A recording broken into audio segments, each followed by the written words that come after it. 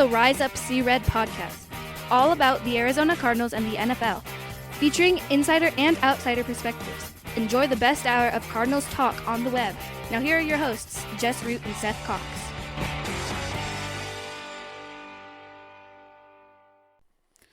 Hello, Arizona Cardinals fans, and welcome to the latest edition of the Rise Up See Red podcast. I'm your host, Jess Root from CardsWire.com, the USA Today NFL Wire site covering, of course, your Arizona Cardinals. And this is episode 398 of the podcast. This is a solo pod show. Seth Cox is not, well, I'm actually sitting in my son's apartment in Lubbock, Texas, as I'm here to visit him, help him out after he had wrist surgery. He wrecked his car. He's okay. But he broke his wrist in a car accident when he slid on some ice and hit a guardrail. Everything's fine there. And so I'm recording on a Thursday night. This is our fourth show in the last week, and it's Super Bowl week. In this show, we have four Cardinals connections, four Cardinals what ifs connections to Super Bowl 57, which is between the Philadelphia Eagles and the Kansas City Chiefs. Three of these, I think we've talked a little bit about before. I think two of them. Seth and I talked about on one of our bonus shows over the last couple of weeks as we've taken a little bit different format instead of just the one per week, or in the offseason trying to get you guys some more content, a little bit shorter stuff. But one of these actually was a story that was broken Thursday, as it was written by ESPN, and it is something that is a bit of some redemption for some local reporters, and it is a huge what if. Again, this is episode 398 of the podcast, and it is Super Bowl week, and the Cardinals obviously are not in the Super Bowl. No. They still haven't named a head coach. That they're not going to do that till next week. Supposedly, we're down to two candidates. It's Mike Kafka, New York Giants offensive coordinator, and Lou Anarumo, the defensive coordinator for the Cincinnati Bengals. Unless something happens in the next week where there's another candidate, come down to those guys. We've talked enough about that over the last few shows, but this show, I wanted to tell you. These are some what ifs. A couple of them are anecdotes, but these are four Super Bowl connections to the Cardinals that are some what ifs. Let's go ahead and get started with that. The first one, you might have caught my story on it that I wrote about on CardsWire. It wasn't my story. It wasn't. This came from ESPN, but this takes us all the way back a decade ago. This is after the 2012 season. After the 2012 season, the Cardinals had fired general manager Rod Graves and head coach Ken Whisenhunt. It was the first year I covered the team as media in the building, attending games as a credentialed reporter, and it was a fun year to start because they went 4-0. We had a quarterback controversy. Kevin Cobb, John Skelton. John Skelton wins the starting job, but injures his ankle in the season opener, which was Russell Wilson's NFL debut. Kevin Cobb comes in the game to replace Skelton, leads them on a game-winning drive, and then Skelton's job was lost.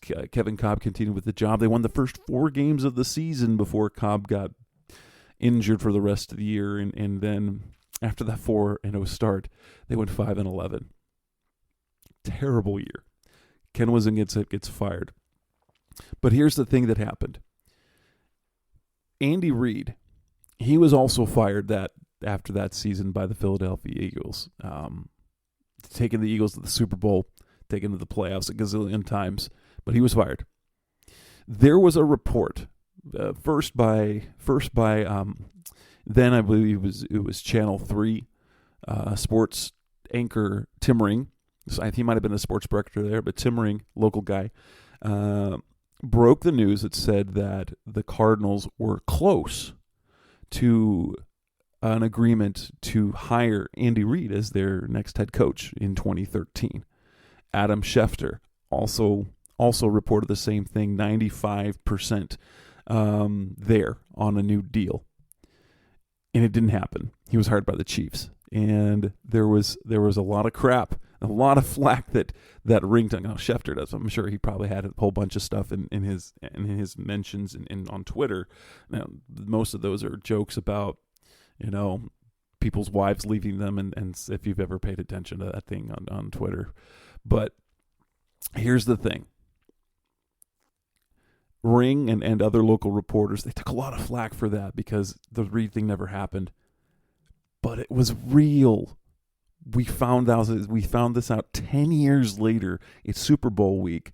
Clark Hunt, team chairman for the Chiefs, and also Reed himself, talking on, because it's media week, and leading up to the Super Bowl, which will be played at State Farm Stadium in Glendale, Arizona, the Cardinals' home field, on Sunday. And the story, and it was written by ESPN, is that the Cardinals had an airplane. They sent a plane. They sent a plane to Philadelphia at the airport to pick up Andy Reid. He was going to be their head coach. The deal was basically in place. They were going to fly him in. They were going to talk to him, interview him, and a deal would have been done. The Chiefs undercut the Cardinals. How?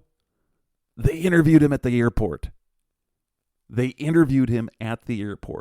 So Clark Hunt and a bunch of front office staff, they go to the airport in Philadelphia and they hit things off. Hunt knew that there was an airplane that he was supposed to catch. He didn't know that the airplane was actually there, waiting for him. And Andy Reid, in the comment in the article, said that he felt bad about it. I mean, he felt bad because they had but he never got on that plane. And the rest is history. 10 years later, he's taken the Chiefs to the playoffs 9 times, to the Super Bowl now 3 times. He has 1 Super Bowl champion. Andy Reid could have been the Cardinals coach. Would the Cardinals be the Chiefs of the NFC with Andy Reid as their head coach? I don't know, but Cardinals fans will hear this and think, oh, Cardinals are cursed. They might be. But this is actually a thing that happened. You have to think back to a decade ago, but if you remember that story that said that the Cardinals were close to hiring Andy Reid, and then they didn't hire him, and then there was some jokes and funny thoughts about inaccurate reporting, guess what? That reporting was in fact accurate. The Chiefs undercut the Cardinals. They undercut them by basically hiring him and coming to an agreement there at the airport where Andy Reid was supposed to get on a plane to travel to Phoenix, to Tempe, down to the facility, and ultimately would have become the Cardinals' next head coach. The rest is history. No, Andy Reid, one of the greatest coaches of our time, and the Chiefs have been dominant. So that is story number 1, the great what-if connection with the Cardinals and this year's Super Bowl.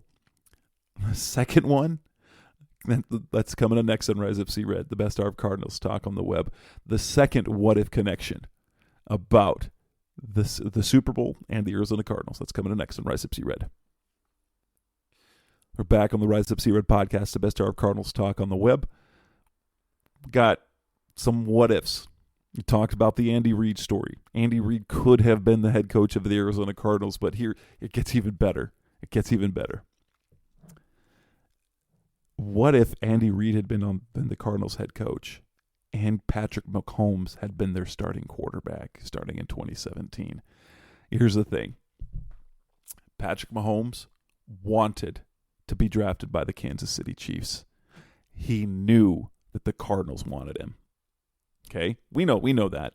Bruce Arians, former head coach of the Arizona Cardinals, talked about this multiple times. The Cardinals got hosed in the 2017 draft because they wanted to draft a quarterback.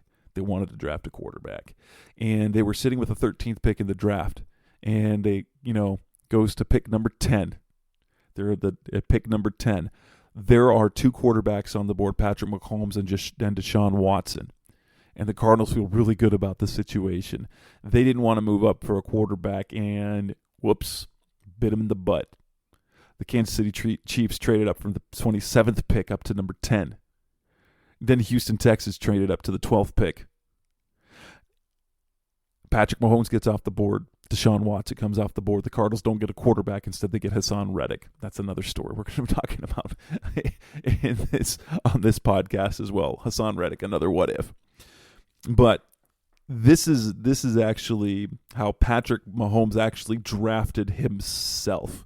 And this was not, I ran across this on the New Heights podcast. Mahomes was a guest on the New Heights podcast with teammate Travis Kelce and his brother Jason Kelce.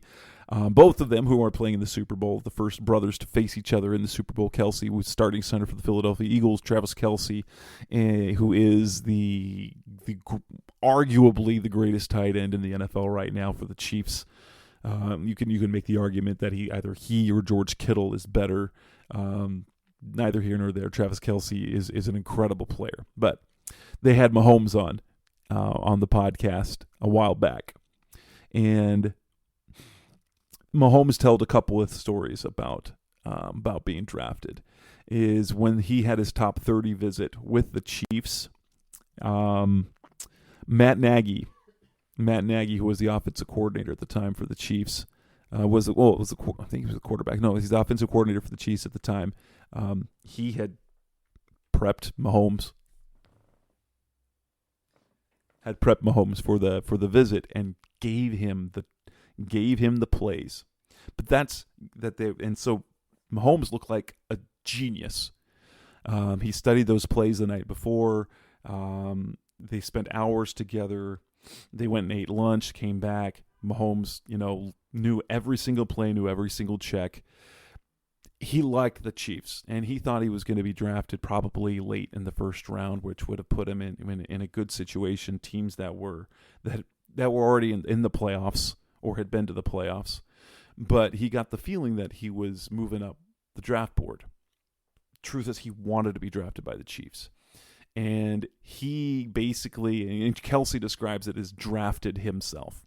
He let the Chiefs know, or had his agent tell the Chiefs that, if you want me, you're going to have to come and get me, because I know that, after about 12 picks, I ain't going to be around. Who did the Cardinals, what pick did the Cardinals have in that year? It was number 13. Mahomes knew that the Cardinals were going to draft him. There were a couple of teams that would have drafted him. But we know, and he knew, that Bruce Arians and the Cardinals would have made him the 13th pick in the draft if he made it that far. He didn't want to be drafted by the Cardinals. He wanted to be drafted by the Chiefs. And the rest is history. And so he slipped that information. He had his agent tell him, Brett Veach, that's how that they need to come up again, and the rest is history. Chiefs traded up to the 10th pick overall. They select draft Patrick Mahomes. He basically sits that rookie year behind Alex Smith, and then the rest is history. 2018, 2019, 2020, 2021, and 2022. The 5 years he's been a starting quarterback. The Chiefs have been to the AFC Championship 5 times, and they're now in the Super Bowl 3 times. They have a Super Bowl championship. The Chiefs undercut the Cardinals twice in the last 10 years, changing the course of success. That Andy Reid and Patrick Mahomes relationship has been league-changing. Mahomes is arguably, you could say he's a game-changer quarterback, the most talented player we've seen, with the improvisation, the armed talent, the smarts, the mobility, and the volume numbers and impact plays that he has. Those both could have been the Cardinals. The Chiefs undercut the Cardinals twice, first in 2013 and then again in 2017. They could have had Andy Reid. They could have had Patrick Mahomes. Yeah, Cardinals are cursed. Coming up next on the Rise Up See Red podcast, Special Cardinals Talk on the Web, we've got yet another connection to the Cardinals and the Super Bowl, a great what if. That's coming up next on Rise Up See Red.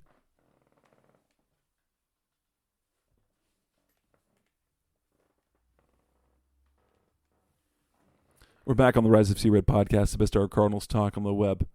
Yep, still the Chiefs again. This isn't the Chiefs undercutting him. This is the Cardinals making a boo-boo.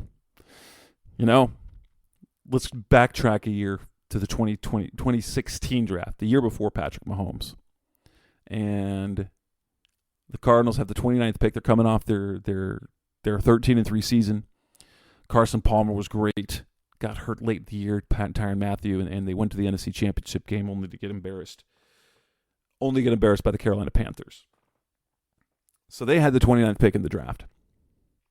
You know who they picked with the 29th pick in the draft? Robert Nkemdiche. An extremely talented, athletic freak of a defensive tackle.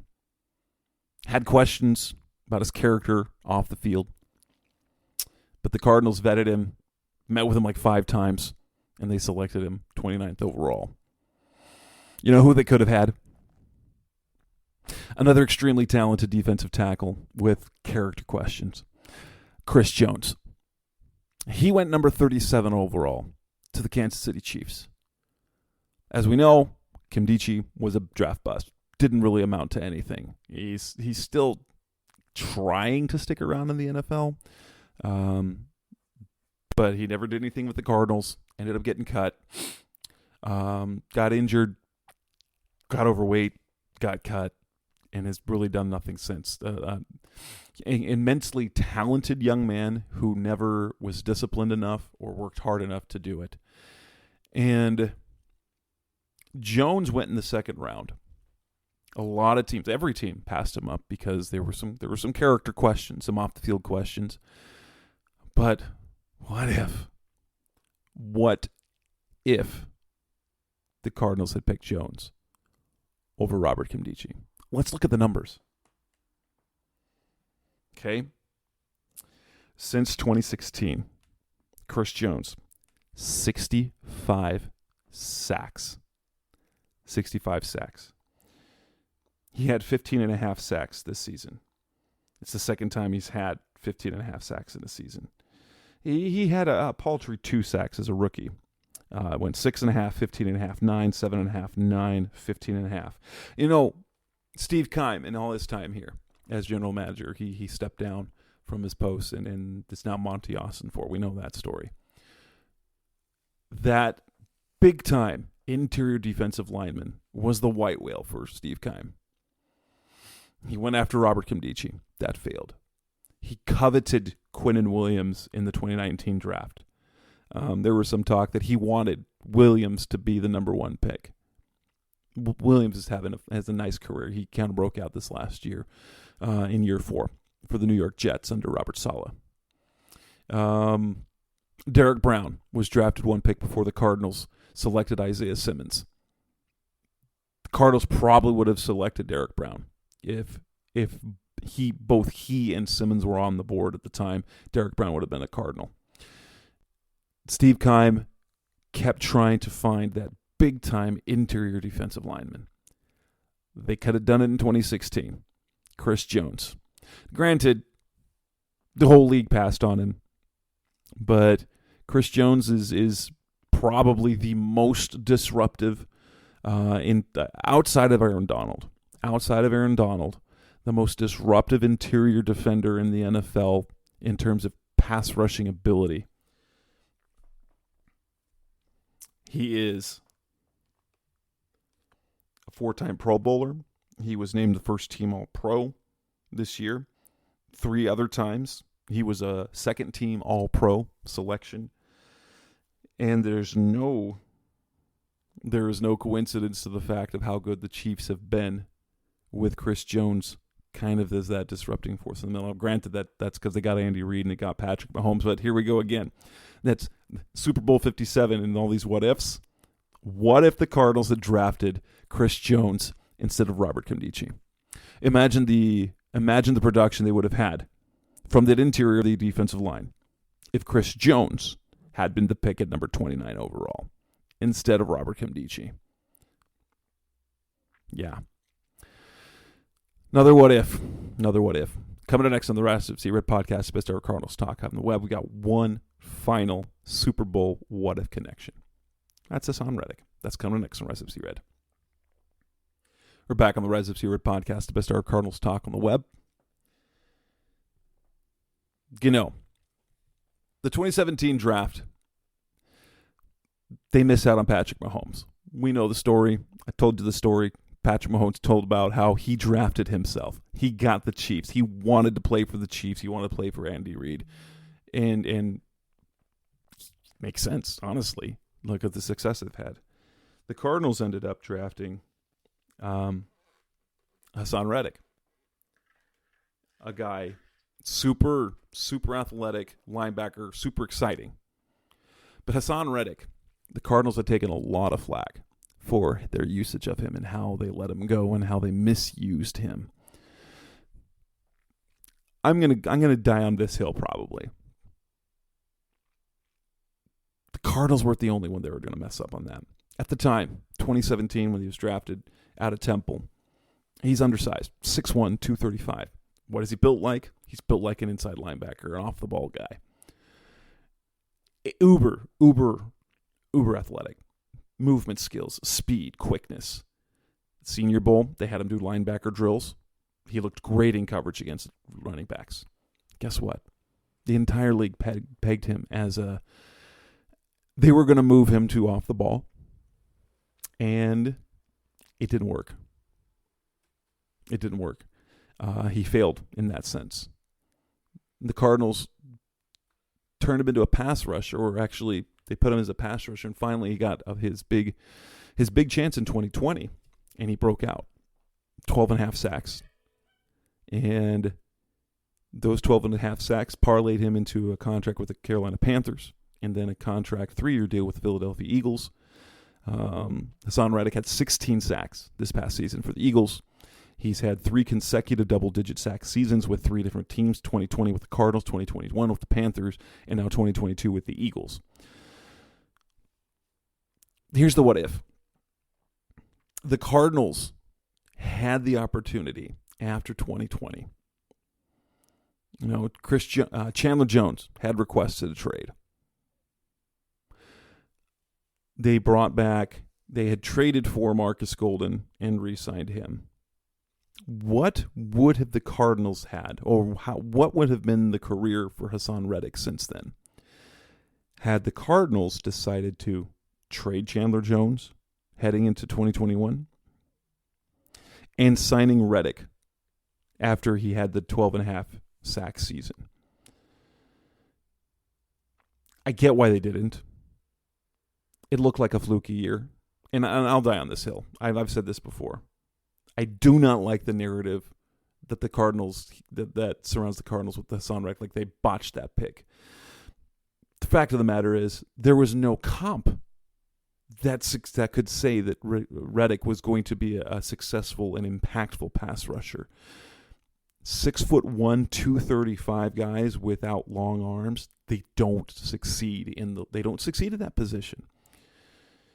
And there was no way for the Cardinals to have ever seen 2020 happen. Because here's the thing. They had him at inside linebacker in training camp and in the offseason because, guess what? They had injuries at the position. I believe it was, I can't remember the scenario was, but I think it was Dale Buchanan had an injury, and so they were giving him reps, or it was Carlos Dansby. I don't remember the scenario off the top of my head, but so he got all the offseason reps at inside linebacker. It was productive. He had tackles and all that stuff. But what happened after that is Marcus Golden, who was still on his rookie deal at the time, drafted in 2015 in the second round, he tore his ACL 4 games into the season. They moved Hassan to the edge, outside linebacker position. So, he was learning a second position. Now, he played defensive lineman, so he played off the edge as a pass rusher, but not as an outside backer in a 3-4 scheme. That said, he played on the edge. Do you know what sort of pass rushing production he had? It wasn't a lot. It wasn't a lot, in fact. His rookie season with the Cardinals in 2017,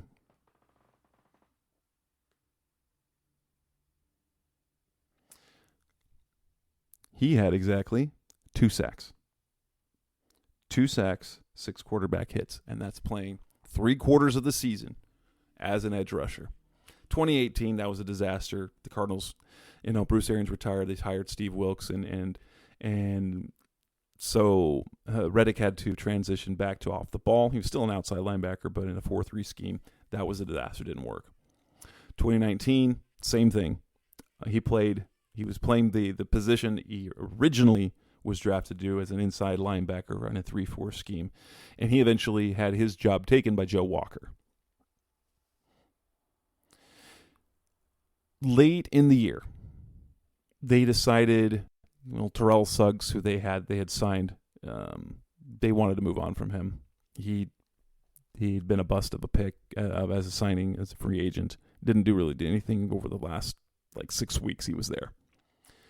And they wanted to move, since Reddick had failed as an inside backer, they wanted to give him one more shot, put him at outside backer as a pass rusher. Okay, that made sense. Do you want to know how many sacks Hassan Reddick had in 2019? Uno. He had one more than me. Granted, yeah. 1 sack in 2019. 1 sack, 4 quarterback hits. Fast forward to 2020. He looked a little better. He was a rotational pass rusher for the Cardinals. They had Chandler Jones, Devon Kennard. And Reddick was a rotational guy. He had some success.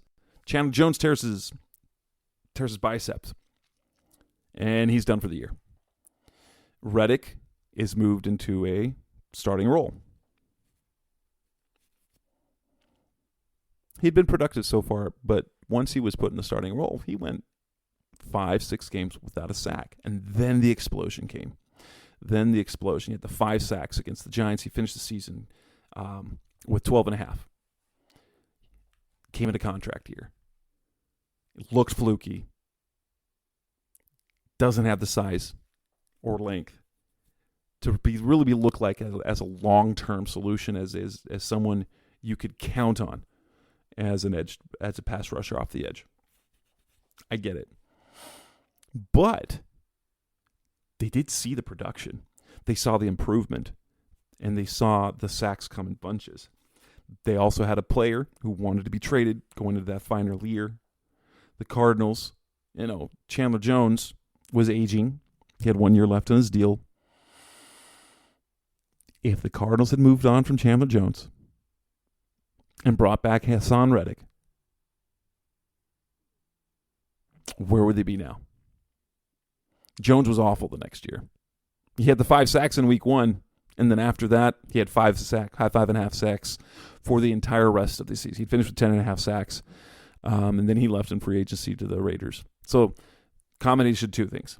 They could have traded Chandler Jones and gotten draft compensation for him, rather than a fifth round comp pick. They're getting this year's draft in 2022 for Chandler Jones leaving. And they could have had their first round pick, Reddick, back and being productive. After his 12.5 sacks with the Cardinals in 2020,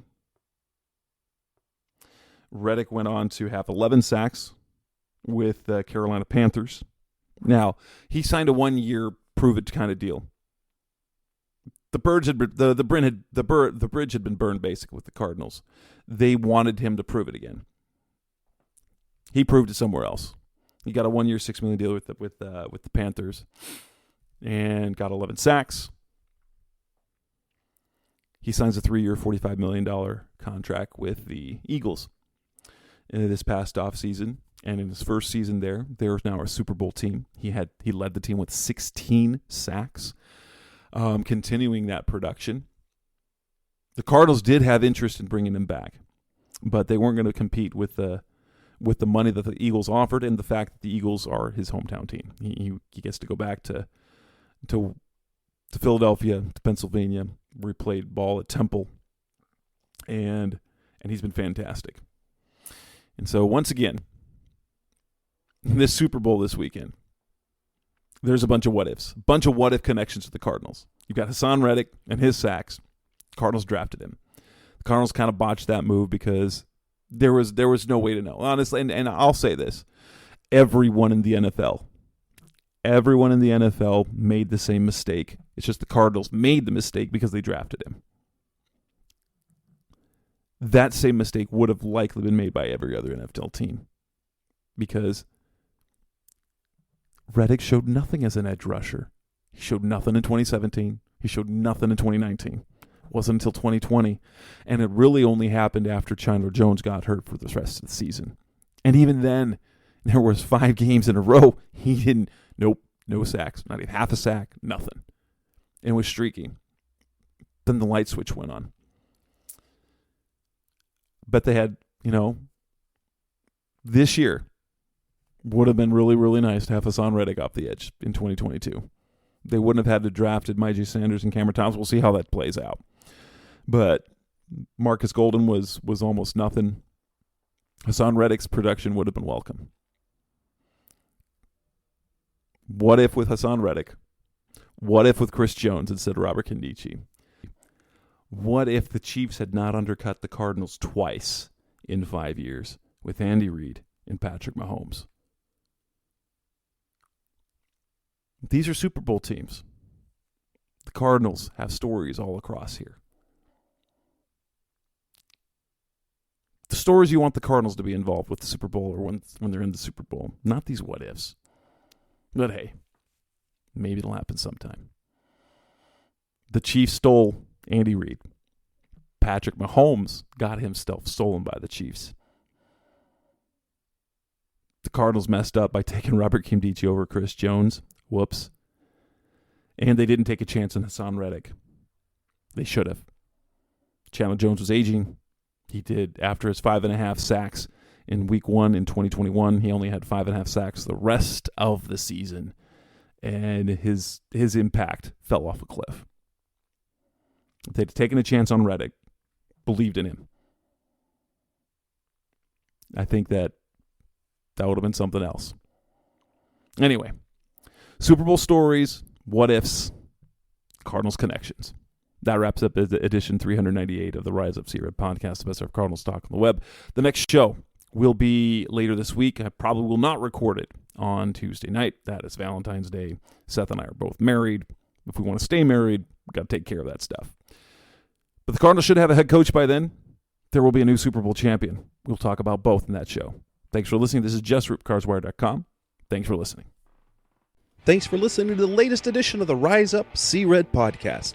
Listen to previous episodes and subscribe to the show on Apple Podcasts, Stitcher Radio, Audioboom, or many other podcast platforms so shows are delivered directly to your mobile device.